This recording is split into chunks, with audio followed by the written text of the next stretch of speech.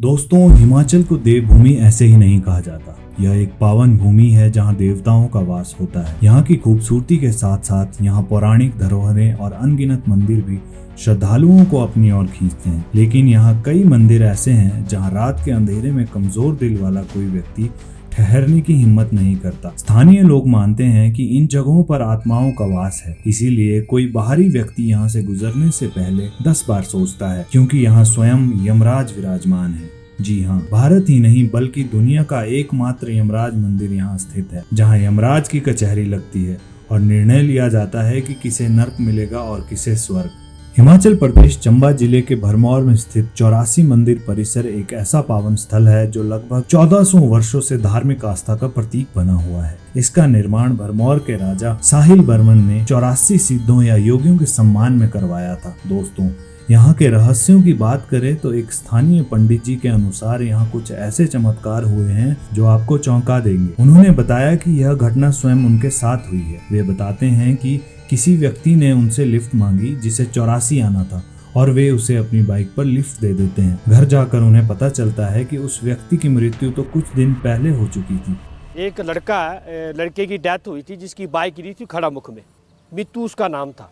उसकी डेथ 2-3 दिन पहले हो गई थी, मुझे नहीं पता था। दो के दिन पहले तो वो खड़ामुख से मेरे साथ बाइक में बैठ के आया था। मुझे पता ही नहीं था कि उसकी डेथ हुई कि नहीं हुई। खड़ामुख में बैठा, वो लिफ्ट ली उसने मेरे से। मैंने हेलमेट पहन रखा था। रास्ते में कोई बात नहीं हुई। मैंने बोला आप कहाँ जा रहे हो? बोले मैं 84 जा रहा हूँ। मैंने कहा चलो। और इतनी बात हुई, खड़ामुख से लेकर के यहाँ 84 गेट में उसको उतारा और जैसे मैं ऊपर अपने घर की तरफ चला गया, हेलीपैड के पास मेरा मकान है, वहाँ चला गया तो वहाँ लोगों इकट्ठे हुए थे, बात हो रही थी। बोले ऐसे ऐसे करके ऐसे लड़का उसकी डेथ होगी। मैंने कहा किसकी डेथ हुई? बोले ऐसे मित्तू की डेथ हो गया है और 3-4 दिन हो गया है। तो मेरे को यूँ अंदर से मतलब मेरे बाल खड़े हो गए कि वो आधा घंटा पहले वो मेरे साथ आया और 3 दिन पहले उसकी डेथ होगी। पंडित जी बताते हैं कि एक और व्यक्ति भी रोज मंदिर आता था, जबकि उसकी मृत्यु पहले ही हो चुकी थी। है ना अचंभे वाली बात। एक यहाँ मास्टर जी थे। वो उन्होंने क्या किया, वो कमरे में आत्महत्या कर ली, कमरे में ना, और बंद करके। तो वो 2-3 दिन से गायब थे, किसी को पता नहीं चल रहा था। यहाँ कमरा लेके रखा था उन्होंने। उनको मरे 3 दिन हो गए, लेकिन वो फिर भी डेली धर्मराज जी के पास आ रहे थे। और जब 3 दिनों बाद खुलासा हुआ कि वो मास्टर जी हैं, उनकी हत्या हो गई है, उनका कमरा खोला गया, उनकी डेड बॉडी निकाली गई, तीसरे दिन निकाल ली। लेकिन वो उनके पोस्टमार्टम रिपोर्ट से पता चला कि इनको डेथ हुए 3 या 4 दिन हुए हैं।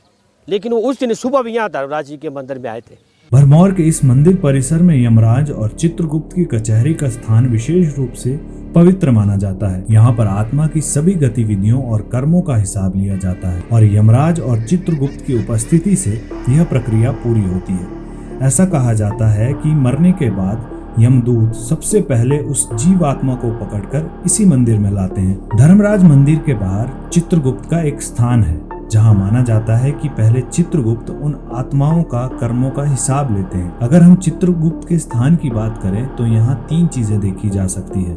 एक, प्रेत के पैरों के चिन्ह, माना जाता है कि आत्मा वहाँ खड़ी होती है। दूसरा, चित्रगुप्त जी की पिंडी जो वहाँ देखी जा सकती है। और तीसरा चिन्ह, बही खाता, जिसमें आत्मा का हिसाब होता है। हिसाब के बाद यमराज की कचहरी लगती है और फिर चित्रगुप्त और यमराज दोनों की जोड़ी उन आत्माओं को कर्मों के हिसाब से फल देते हैं। तब जाकर स्वर्ग या नर्क में जगह मिलती है। कहते हैं अदालत में तो सच को झूठ में बदल दिया जाता है, लेकिन यहाँ यमराज की अदालत में सब कुछ बराबर तोला जाता है। यहाँ न्याय का तराजू कभी नहीं डगमगाता। यमराज के इस पवित्र मंदिर में 4 दिशाओं में 4 अदृश्य दरवाजे हैं। ये दरवाजे सिर्फ आत्माओं को ही दिखाई देते हैं। इन्हें देखने के लिए पहले मरना होगा। इन दरवाजों में सोने, चांदी, तांबे और लोहे के दरवाजे शामिल हैं। यमराज के फैसले के बाद आत्मा को उसके कर्मों के हिसाब से इन दरवाजों में से एक में भेजा जाता है। पवित्र आत्माओं के लिए सोने का दरवाजा खुलता है, जहां स्वर्ग का आनंद है, लेकिन जिनके कर्म काले हैं उनके लिए लोहे का दरवाजा नियति बनता है और नरक की यात्रा शुरू होती है। पंडित हरिशरण बताते हैं कि उन्हें बुजुर्गों से सुनने को मिला है कि कई मृत आत्माओं की चीखें यहाँ सुनाई देती है। रात में रहे तो आत्माओं की चीखें आवाजें आज भी यहाँ सुनाई देती हैं। हालांकि वर्तमान में ऐसा अभी तक लोगों को सुनने को नहीं मिला है। यह मंदिर अब पत्थर और लकड़ी से बने मंदिर में प्रतिष्ठित है, जिसकी छत पर स्लेट की ढलानें हैं। इसे धर्मराज का न्यायालय माना जाता है मंदिर में एक जगह है जिसे उत्तरा पौड़ी या ढाई पौड़ी कहा जाता है। ऐसा माना जाता है कि अकाल मृत्यु वाली आत्माएं यहाँ खड़ी होती हैं और अपने जीवन के निर्धारित समय को पूरा करने के बाद धर्मराज से आगे बढ़ने की अंतिम अनुमति मांगती है। मान लीजिए अगर किसी की उम्र 80 साल निर्धारित है और किसी कारणवश उनकी 40 साल की उम्र में आत्महत्या या दुर्घटना में मृत्यु हो जाती है तो अगले 40 साल वे आत्मा ढाई पौड़ी में इंतजार करती है। समय पूरा होने पर चित्रगुप्त और यमराज जी उनको कर्मों के हिसाब से उन्हें अगली योनि में भेजते हैं। इन मंदिरों के पुराने पुजारियों द्वारा कई कहानियां सुनाई जाती हैं जिन्हें उनके पूर्वजों ने बताया था। एक बार चंबा के राजा को धर्मेश्वर महादेव के मंदिर के सामने खड़े होकर परिक्रमा करते हुए देखा गया और अपने घोड़े पर 84 के चारों ओर घूमते हुए कैलाश की ओर जाते हुए देखा गया, तो इसे उनके चंबा शहर के महल में निधन का संकेत माना गया। यमराज के प्रकोप से बचने के लिए भाई दूज पर यहाँ मंदिरों में भक्तों की भीड़ लगती है। कहा जाता है कि भाई दूज के दिन यमराज अपनी बहन यमुना से मिलने आते हैं। इसी वजह से भाई दूज पर यमराज की विशेष पूजा की जाती है। 84 मंदिर नाम कैसे पड़ा और मंदिर अस्तित्व में कैसे आए? मंदिर के नाम की कहानी भी खास है। असल में यह स्थान माता भरमाणी का था और भरमौर का पुराना नाम ब्रह्मपुर था। कहानी इस प्रकार है। बहुत समय पहले महादेव ने ब्रह्मा जी को आदेश दिया कि वे सृष्टि की रचना करें। ब्रह्मा जी ने महादेव के कहने पर ब्रह्मांड की रचना की। इस रचना में 84 लाख योनियों का विधान किया गया, जिसमें प्रत्येक प्राणी के जन्म और मरण का लेखा जोखा था। जब ब्रह्मा जी सृष्टि की रचना कर रहे थे तो उसमें एक कन्या की उत्पत्ति भी हो गई, लेकिन ब्रह्मा जी से एक बड़ी गलती हुई। उन्होंने उस कन्या के प्रति अनुचित भावनाएं पाली। यह सोच महादेव को कदापि स्वीकार्य नहीं थी। उन्होंने ब्रह्मा जी को समझाया कि उन्हें इस प्रकार का कृत्य नहीं करना चाहिए था और इसके लिए उन्हें दंड भुगतना पड़ेगा। और भगवान शिव ने उन्हें 84 लाख योनियां भुगतने का श्राप दे दिया। बाद में ब्रह्मा जी को उनकी गलती का एहसास हो गया और उस कन्या ने भी तप किया। तप से प्रसन्न होकर शिव ने कहा, देवी कहो क्या मांगती हो? कन्या ने कहा, प्रभु जो मेरे कारण मेरे पिता श्रापित हुए हैं उन्हें मुक्त कर दीजिए। भगवान शिव ने कहा, समय आने पे इसका समाधान जरूर किया जाएगा। कहा जाता है एक बार जब भगवान शिव कैलाश पर्वत की ओर जा रहे थे तो भरमौर से गुजरे। वहां उन्होंने मां भरमाणी देवी से एक रात रुकने की अनुमति मांगी। मां भरमाणी ने उन्हें एक रात ठहरने की अनुमति दे दी। वहां रुकने पर जब भगवान शिव डमरू बजाते हैं तो उसकी ध्वनि से उस स्थान पर 84 सिद्ध और 9 नाथ उत्पन्न हो जाते हैं। भगवान शिव को स्मरण था कि उन्हें ब्रह्मा जी के श्राप से उन्हें मुक्ति दिलानी है। भगवान शिव की तीसरी आंख की दृष्टि जिन जिन सिद्धों पर पड़ी वे लिंग में तब्दील हो गए। इसी वजह से 84 मंदिर में अधिकांश मंदिर शिवलिंग रूप में है और जहां भगवान शिव की दृष्टि नहीं पड़ी वे अन्य रूपों में मौजूद हैं, जैसे कि नंदी इत्यादि। इन 84 मंदिरों की 3 बार परिक्रमा करवा के भगवान शिव ने ब्रह्मा जी को श्राप से मुक्त करवा दिया। इस घटना के बाद अगले दिन जब माता भरमाणी को पता चला कि भगवान शिव ने यहाँ अपनी नगरी बसा दी है तो वे बहुत क्रोधित हुई। भगवान शिव ने उन्हें समझाया, उन्हें पहाड़ पर एक नया स्थान दिया। भगवान शिव ने कहा कि जो भी भक्त तीर्थ यात्रा के लिए मणिमहेश कैलाश आएगा उसकी यात्रा माता भरमाणी के मंदिर पर गए बिना पूरी नहीं होगी। कहा जाता है कि 84 लिंगों में से एक लिंग की परिक्रमा करने से व्यक्ति 1 लाख योनियों से मुक्त हो जाता है और इस तरह 84 लिंगों की परिक्रमा करने से 84 लाख योनियों से मुक्ति मिलती है। इस प्रकार महादेव ने ब्रह्मा जी को उनकी गलती का प्रायश्चित करने का उपाय दिया और साथ ही समस्त मानव जाति को एक मार्ग दिखाया जिससे वे भी मोक्ष की ओर अग्रसर हो सकते हैं। अगर मंदिर के निर्माण की बात करें तो कहा जाता है